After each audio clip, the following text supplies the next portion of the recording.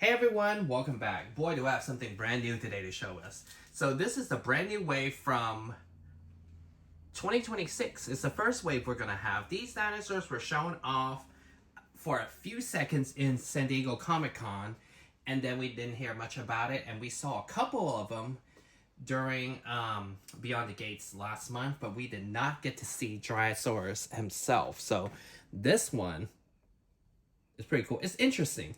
There's a lot to talk about with this brand new wave. A lot of changes were implemented into this wave. A lot of changes, some good, some bad. We'll see. But this is the packaging. It's a very interesting color on this one too. So this wave is special because it's novel dinosaurs. It's dinosaurs that we haven't seen in the actual film. They're all from the novel. So we have the Mussaurus, the Dryosaurus, which you see here, and the Ornitholestes, another one. We have gotten one in the core line, looks nothing like this one, which we will take a closer look compared to the two. But interesting to note, Sinoceratops is not part of this cross-sell area. Usually they, put the bigger dinosaur here, so that's interesting. All right, so let's open all three of these out and check it out. All right, so the first figure we're going to take a look at would be Dryosaurus. This one is the first entry we have in the Jurassic Park toy line. I mean, this dinosaur appeared multiple times in all of the evolution games. And I believe even Operation Genesis, they had Dryosaurus. So this one is fun. It's definitely a lot bigger than I thought. I don't know why I thought it was like a smaller size dinosaur, but it's definitely as big as a raptor. Maybe only in the toy line. So the thing I love about this figure is not the screaming mouth. That we will address that in a second. But I love this figure because I really love all the color on it. It's really nice.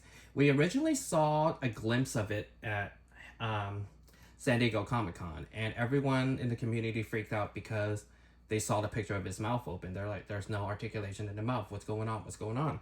But it turns out, now we know what's going on. There is actually a removable jaw now. It also came with another piece, which I will show you in a second, where you can have it with its mouth closed. Because for the longest, Mattel definitely has an issue making it aesthetically look correct with articulated jaw and a herbivore dinosaurs.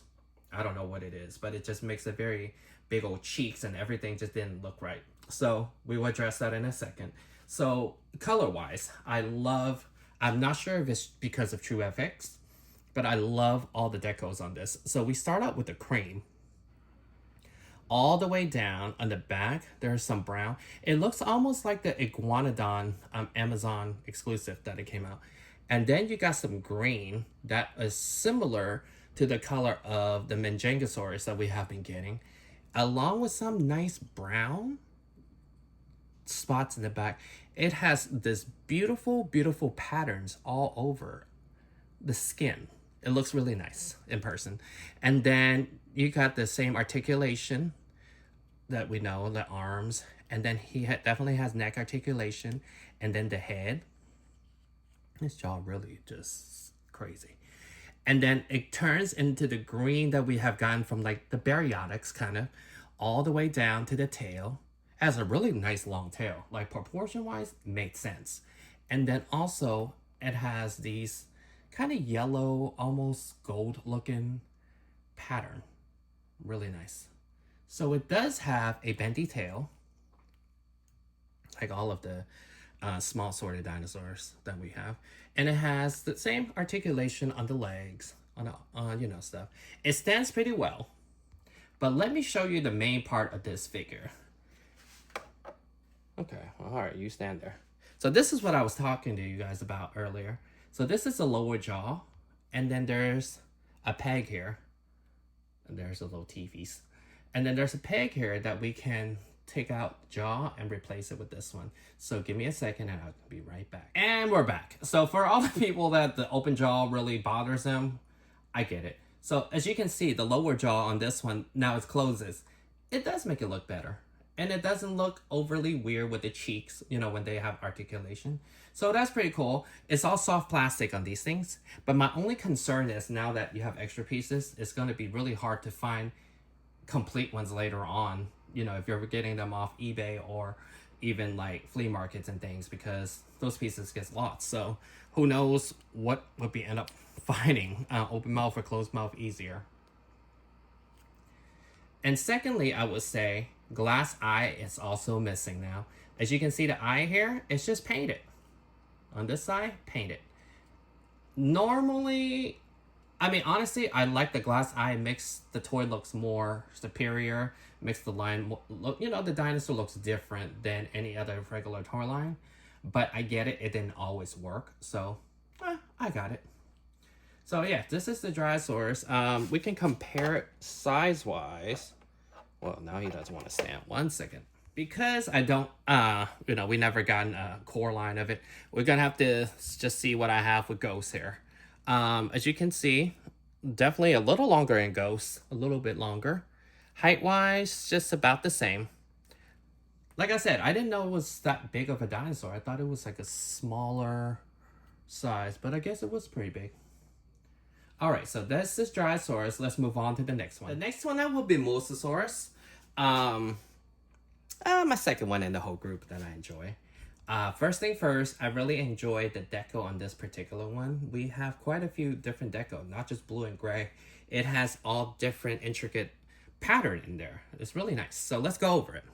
So first thing first, we already said about the glass eyes. So now you have painted eyes. And then he has these dark blue pattern originally on the neck. And then you get a little bit of the nice, kind of like baby blue, but almost metallics. Really interesting. So he has articulated mouth. And this one belonged in Lost World novel. So up and down. And then the neck goes up and down. And the interesting thing, well, we'll go over it in a second. But this part, you have the front legs articulated, really nicely ball jointed. And then the back of it, the back of this figure is very nicely detailed. First, you see all the little bumps that you usually get with the dinosaurs. And then you get all the different detail, even like the little, little stretch marker. And then the bottom of the dinosaur is nice and cream. Really nice and brown, and it goes all the way up. Really, this one has tons of deco. So the back of it is even better. So originally we start with a darker blue. Now we have a lighter tint blue. That's like the metallics one by the neck. So it have different striping along with another layer of striping. So it's not just one stripe, it's double striped. Really nice on this side too. And then as you can see, all the claws are painted. Very nice. And then the rest of the tail, this one has a pretty nice sized tail too. And it still has the blue and the gray. And then it has articulated legs and the feet and everything. So this one, I did read up that scientists think that originally that these little guys, when they're born in the eggs, they're on all four. But as they get older, they are able to walk on 2 feet. So Mattel definitely took inspiration from that. And let me come right back and show you, you can change these little arms out. So I was able to change the arms out. As you can see, these are like different claws now. So now, well, I mean, the other way you could have actually made it bipedal too, but this one looks more bipedal now. Like he can actually stands on, you know, on both feet. And you have a different pose of this dinosaur. So you can definitely get 2 and pose whichever way you want.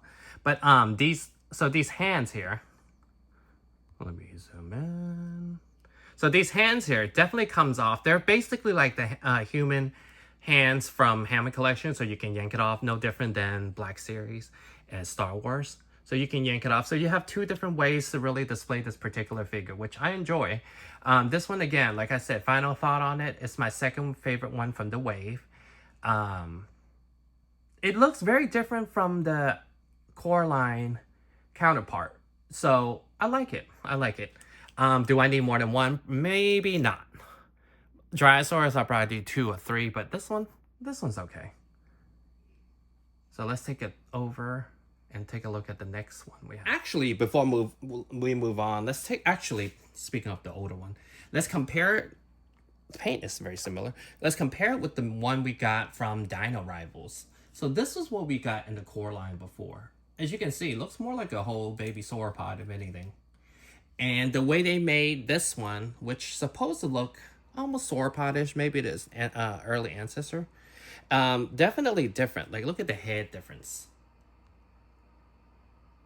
This looks more like a Therizinosaurus at this point, the way everything is, like, on his face and everything. But yeah, like I said, it's an interesting take on the same species, but different way of sculpting and different expression, really. And then last but not least, we are looking at the Ornitholestes.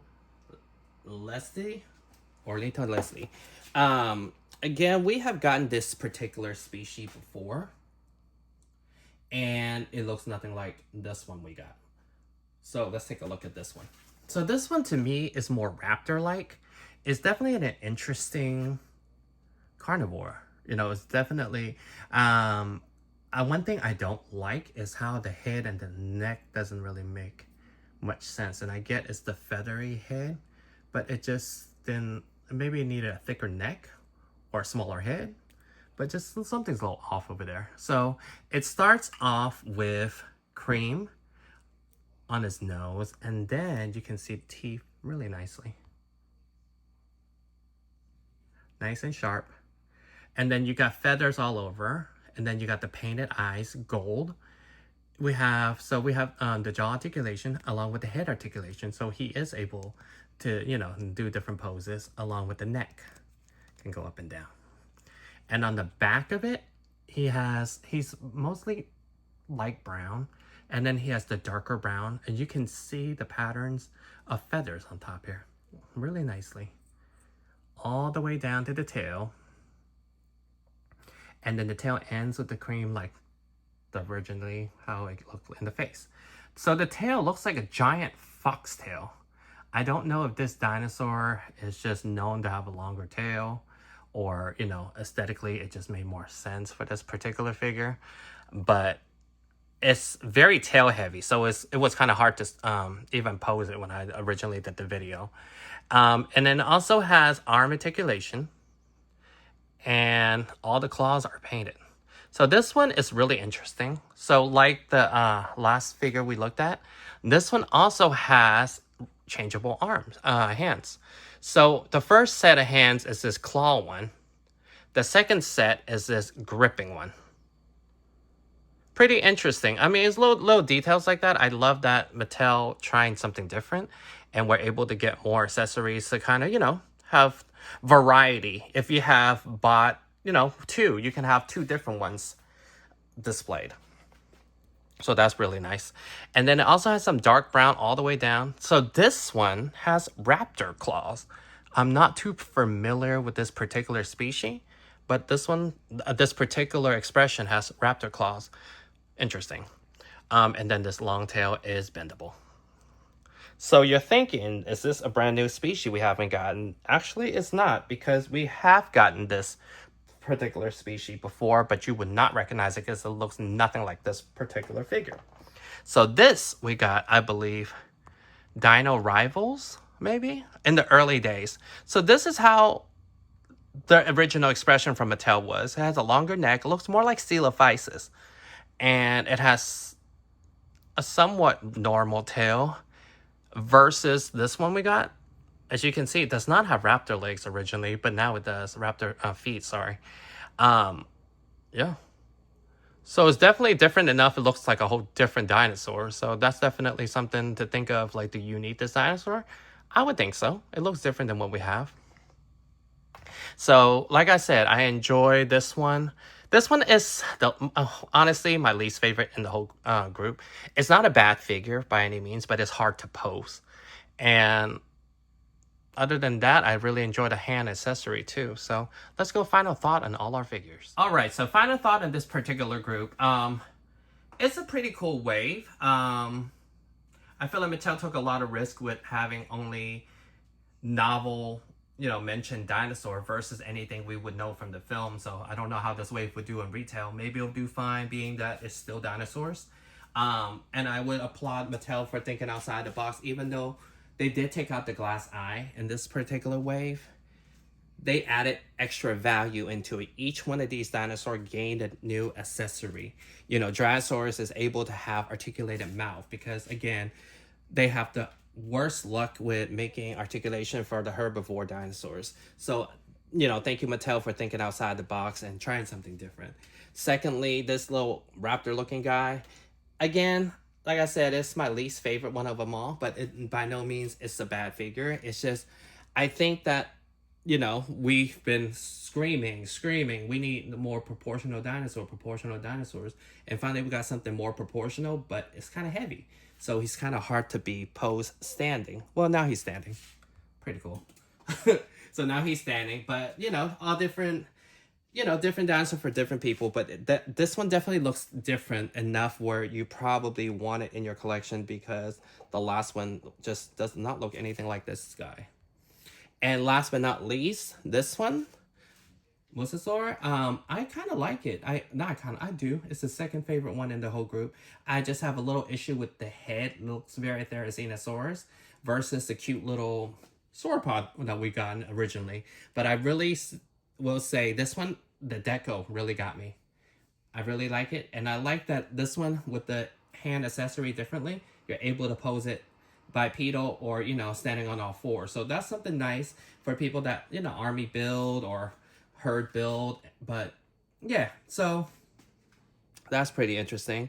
But overall, a wave, I would give it like a nice, maybe 7 out of 10. You know, that might be a little harsh, but 7 out of 10. These will be released in Target December 1st. I just got it a little bit early. So you guys will be able to find these. These two were already on pre-order. Dryosaurus wasn't, so you will have to pick that up on day 1. And other than that, I still got a little bit more coming up. So please stay tuned. Thank you guys for watching. Let me know if you're going to be picking these up or you're just kind of like, nah, not really into the novel stuff. Let me know. Thank you. I'll see you guys next time.